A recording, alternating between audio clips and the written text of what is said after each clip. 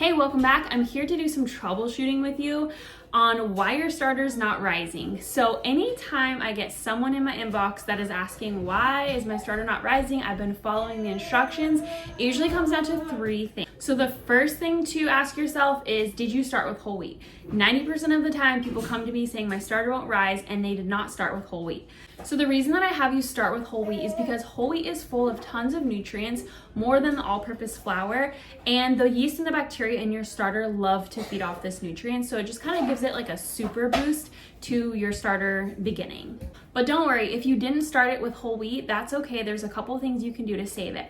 My first recommendation is to get some whole wheat and just do one feed of whole wheat flour, half a cup of whole wheat flour and a half a cup of water. This should revive it and save it. I actually did this with my very first starter that I ever did because I had started that with the all-purpose flour, and around day 4 or 5, which is typical when you start with all-purpose, around day 4 or 5, it starts to kind of thin out and stop bubbling and stop rising. So grab some whole wheat, do one feed with that, and then you should be set. You can return back to the all-purpose after that one feed. So if you really can't get whole wheat, which is usually why people don't start with the whole wheat because they don't have it or they can't get it right away, you can actually try to continue on with the all-purpose, but if you're gonna do this, you're going to need to thicken it up a lot.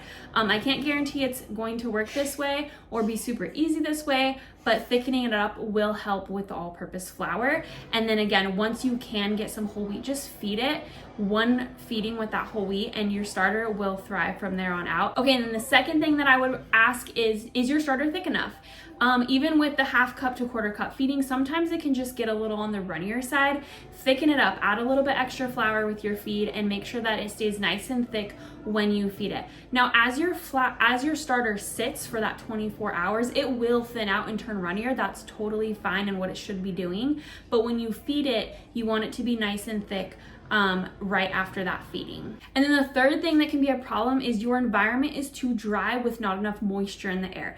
People like to focus on the temperature being warm enough, but what's just as important as it being warm is the moisture that's in the air. So if you live in Arizona, some parts of California, I found people in some parts of the UK, the air is too dry for your starter to thrive, and you need to add moisture into the air. Don't worry, this can be super simple. All you have to do is boil a pot of water on your stove for 30 minutes a day, put your starter right next to the stove with its towel covering it.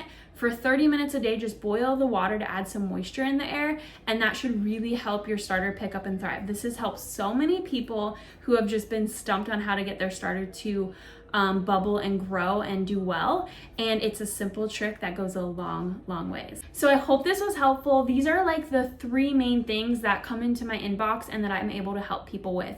So if you can adjust for these 3 things, then your starter should thrive and have no problems.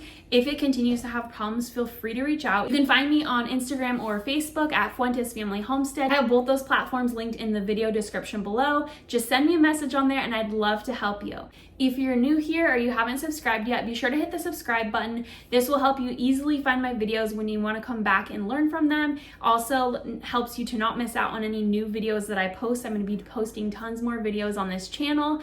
And also it helps get my videos out to other people so other people can learn that sourdough can be super simple too. As always, I love having you here and I'll see you in the next video.